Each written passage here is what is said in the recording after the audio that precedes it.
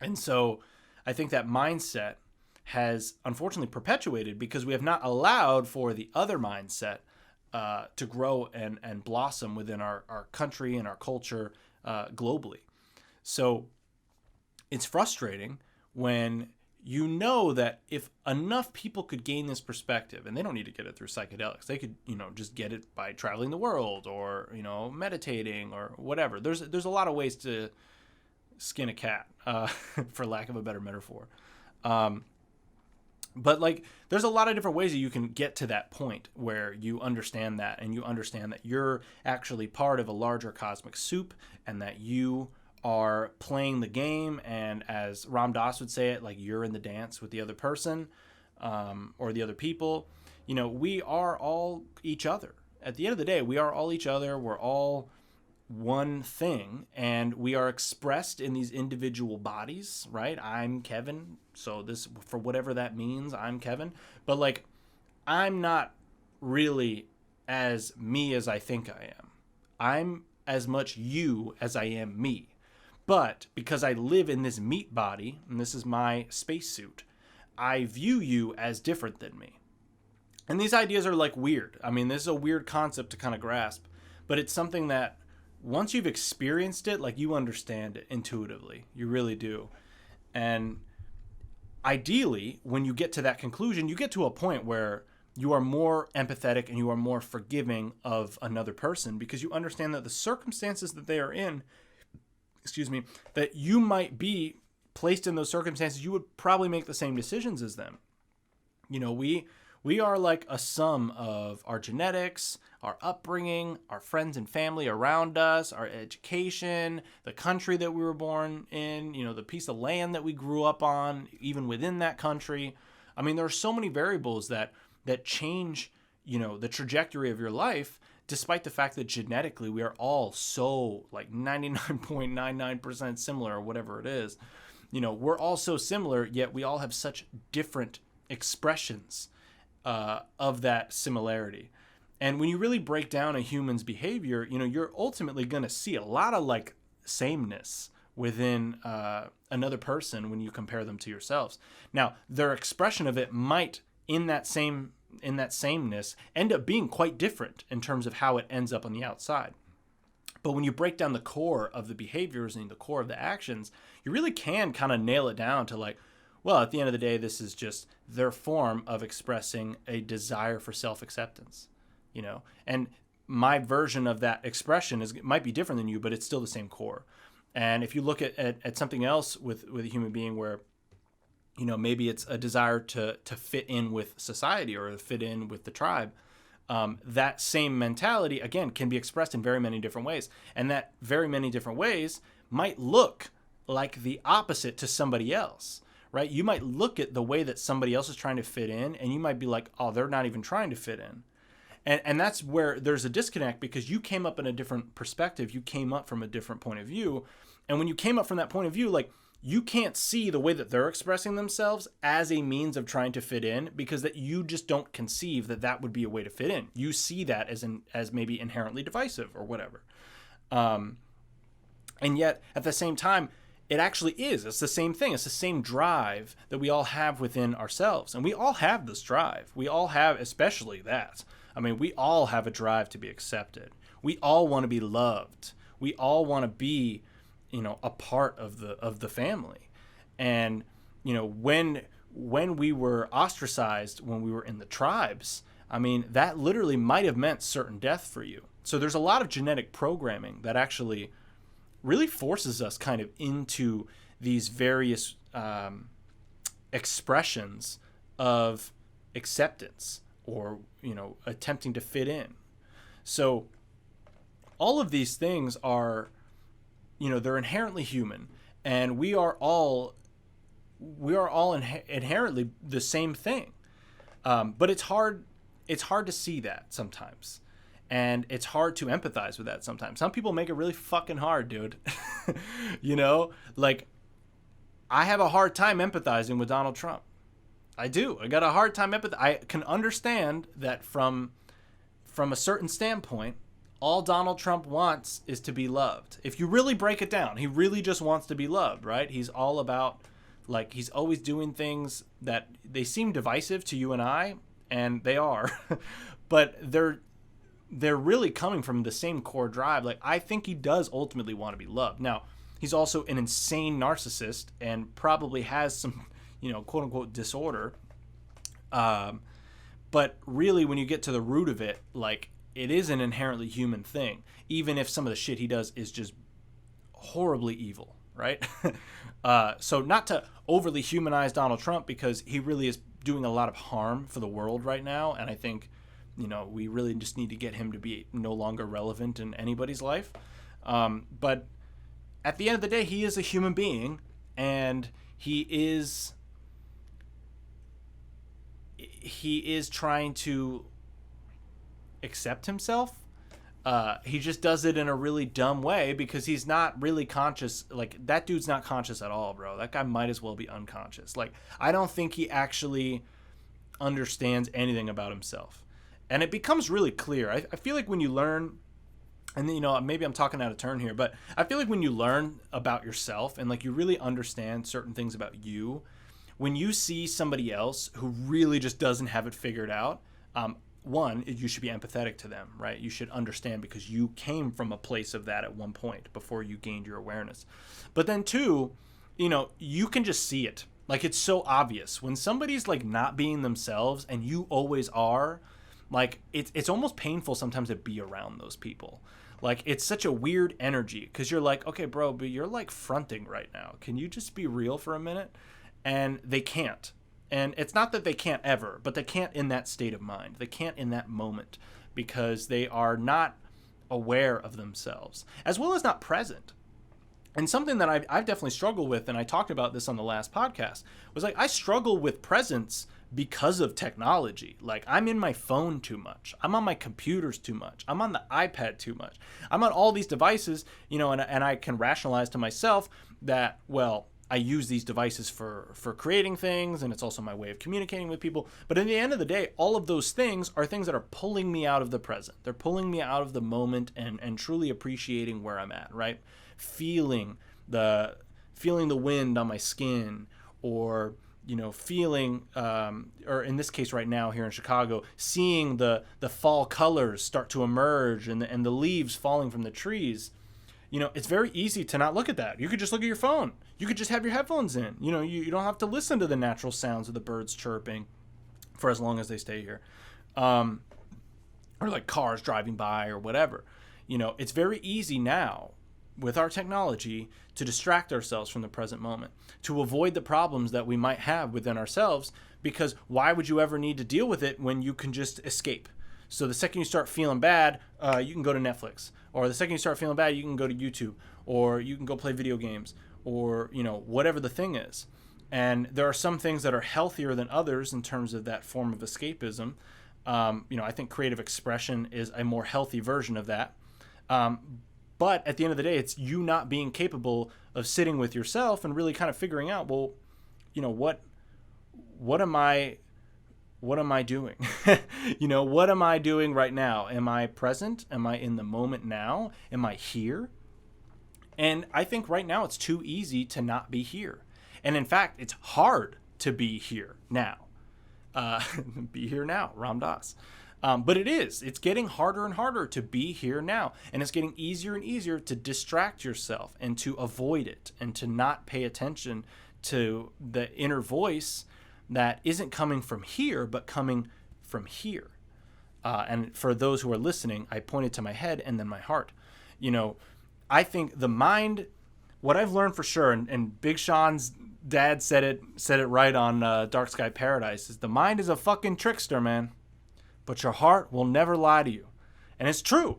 It's true. Your heart really will never lie to you. And when you're really listening, and I mean truly deep listening, and this is something that is something that Alan Watts makes a distinction of, is like listening versus talking to yourself in your head. They're two different things.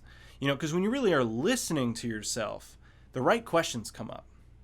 And sometimes answers come up, but sometimes they don't. Sometimes it's just the right questions. And you know it. You feel it. But when you're thinking it, it's a distraction. In fact, it's an illusion, and oftentimes it's wrong. So learning to find the inner voice that speaks from the heart rather than speaks from the brain, that's a hard thing to do, man. That's not an easy thing to do. That takes literal discipline and practice. I'm still not that good at it, you know? I'm aware of its existence, but that doesn't mean that I'm always doing it. So I think for me, learning to listen to the heart more and learning to speak from the heart more, as I am right now, you know, this is something that is only allowed because I'm letting it happen. I'm letting myself be in the moment of this podcast. If I overthought this podcast before I did it, dude, I didn't plan anything. I literally didn't even plan what I was going to talk about. But like all of that comes from me now, I think, being just more accepting and more willing to be present. And I think just regaining my awareness of my lack of presence has made a big difference. And have I solved all my problems? Of course not. Have I fixed everything in the world? No. You know, but I got lost and I've found my way back to my trail that I'm paving on my own way anyway.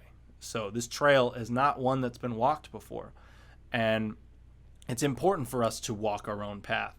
And it's fine if you want to start on somebody else's path for a little bit, and maybe that gives you a sense of clarity and maybe it gives you your bearings. But at some point, you need to go off the beaten path and you need to create your own. And in the process of creating your own, if you're present, you will know where you are at all times. You will always know where you are at when you are here, when you are present. And we only ever have the present moment. And I think sometimes it's really easy for us, especially here in America, as our forward-thinking society and always thinking, what's the next thing that we're going to do? We're Mr. Productivity, Mrs. Productivity. And it's really easy to go from thing to thing to thing without ever really stopping to think of why or what am I doing or how am I doing it? How am I doing right now? Am I on the right path? Am I doing the right things? You know, how often do you ask those questions of yourself? The answer is probably not as often as you should. And I say should in quotes because there isn't anything that you should or shouldn't do. But when you listen to your heart, you'll know what you are supposed to do without it being should. I don't know how to describe it. It's kind of a weird thing because on one hand, if you're overly thinking about whether you should or shouldn't do something, then you're already maybe a little more misguided. It's just like a feeling. It really isn't a thinking thing. It's a feeling thing. Like you can feel when you're doing something and it's good for you. You know when it's good for you. But if you are going through life and you're just kind of unconsciously doing shit, one thing to the next, so you're not really thinking about it, you might not even notice that it doesn't even feel good anymore. You might not even notice that you're like, damn, like this hasn't felt good in like 6 months. And I think for me, like I had that realization, and that's probably why I took such a long break from the podcast, because I saw that, like, I knew initially when I was working on this, like I knew that the podcast felt good, but at a certain point it stopped feeling good, and I didn't know why. And I wasn't fully aware of it not feeling good either, because I always associated the good feelings of, me having the conversations with people and stuff. Like I always enjoyed that part. So that was never a thing that I really questioned, because I kind of knew that I like to get these ideas out. I like to speak them into existence. I like to put them out onto the internet and get feedback. Not that I get a lot of feedback, but I like to at least put it out there, and ideally at some point people will give me more feedback. And at a certain point I realized that I'm like, wait, this doesn't really feel good. Like I feel kind of stressed and I'm kind of frustrated and I'm kind of not happy. And I couldn't figure it out. And obviously COVID-19, I think, just made me like take a moment to stop and like really think about it. But And maybe a lot of people have had that too, where they've like COVID-19 has kind of like woken them up, right? You could no longer go outside and go to the bars and distract yourself by drinking, so you couldn't bury those feelings anymore. And so unfortunately, the diseases of despair have only gone up now because it's only further awakened people to their own misery. And it doesn't have to be that way, But if you've been unconsciously going through life and you're not really thinking about the things that you're doing, well, then you very well could be in misery, and you've been hiding it and masking it the whole time through drugs, alcohol, hanging out with friends, whatever the thing is, at work, whatever. Like, everybody has a different way of masking their pain. And some, again, are more healthy than others. And so, like, when you really think about it on like a macro level of like, well, how am I really doing? Like, am I enjoying life? Am I spending time the way that I should? Should. See, I'm fucking still doing it, man. I'm still learning. But like, in that sense of should, meaning truest to my true self, whatever that means to you, and you guys can all internalize what that means. But like that, I guess that's what I mean by should in that sentence, is not that, oh, I should be doing this or I should be doing that. But like, when you feel good at the core and you're feeding your soul, what are the things that you do? And that's really the question you just have to ask. There's no should or shouldn't. It's just, what feeds my soul? What makes me feel good? Not on a purely like pleasure-seeking basis, like hedonistic lifestyle. Not that. But on a feel good, like my soul feels full. Like I'm fulfilled when I do these things, or I'm fulfilled when I'm with these people. And I think it's just important to ask those questions. You're not even going to know the answer when you ask the question. But the more that you ask the question and the more that you allow the answers to come naturally to you, the more clear and the more clarity you gain. So I think for me, I'm just at that point right now where I think I'm gaining a lot of clarity on like, well, what really feeds my soul? Well, one of them is doing the podcast, but it's not doing it like a job. And it's not doing it on a specific schedule.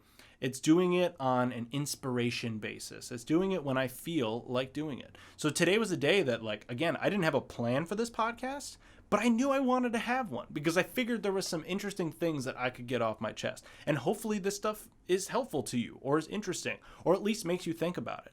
That's really all I'm trying to do here, man. Like, don't listen to me. You don't have to, like, take my word as gospel. I don't fucking know shit, man. I'm just on my own journey and I'm learning things, and I want to share with you the things that I learned about myself. But that doesn't mean that it applies to you.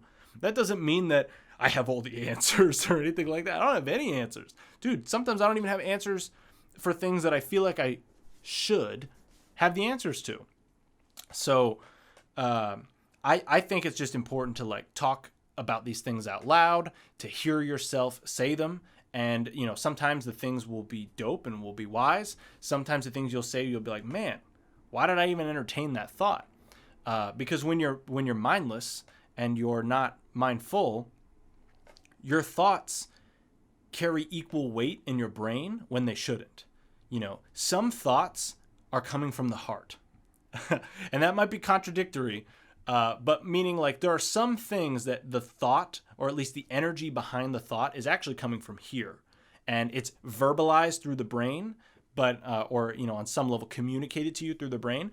But the energy and the source of it is actually coming from the heart. And I think like when something is coming from the mind, it could be, that little nagging voice in your head. It could be, usually your negative voices, by the way, are like people in your life that like criticize you or, something that made you feel a certain way. That's usually the voices we associate. And if you've ever paid attention to the voice when it's being negative to you, like listen and try to see if you can identify who it is. And so it'll actually it'll take away the power of the voice itself, because you're now no longer focusing on the content, but you're focusing on the source in which it came from. And when you find the source of where that negative voice is coming from, you realize that it more often than not comes from maybe a sense like some sort of childhood trauma or some previous thing that happened in your life that maybe allowed you to think that thought in some way. So I implore you all, listeners, to think about these things and let them go. Like truly let them go. So think the questions, right? Don't think about answers, just think about the questions and let them go. And then whatever answers arise from that, whether it feels right or not, that's what you need to pay attention to. And pay attention to the source. Identify the source. Identify the voice. and make a mental note of whether it is positive or negative. Don't judge it. Just make a note. Is this coming from a place of positivity? Is this coming from a place of negativity? And when it's coming from a place of positivity, identify that as well. Don't attach yourself to the positivity because it feels good. Identify where's that positivity coming from. Because when you identify the source of the positivity, it makes it easier to pull more things from that source. And if you identify the source of negativity, it makes it easier to let that negativity pass when it arises, right? We can choose to empower the thoughts by giving them energy, by giving them attention. When we give thoughts attention, we are giving them life. An idea or a thought has the ability to be born and created into this world, literally physically manifested into this world, right? You can have an idea, and that idea you can make a real thing. Maybe that idea is a product. Well, you can make that product real by giving it energy, attention, and then manifesting it in the physical world through, whatever actions you need to take to then make that real.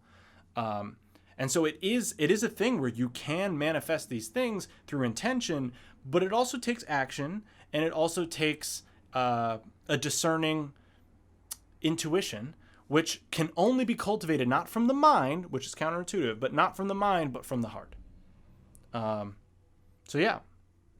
So this is an unexpected podcast. I did not know I was going to record this, but So shout out Heavy Mommies. I love you all.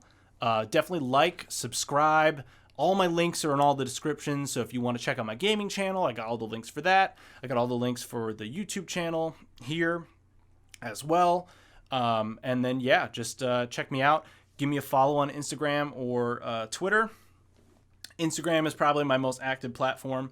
You can also find me on Facebook. I'm a little less active on that. I think Facebook's evil. But then again, Facebook owns Instagram. So, they're all evil. I don't know. Social media is probably all bad for us, and it's probably cancer. But that being said, in order to spread some of this information, I kind of have to use the platform, right? So thank you again for listening. I appreciate you all. Peace out, Heavy Mommies.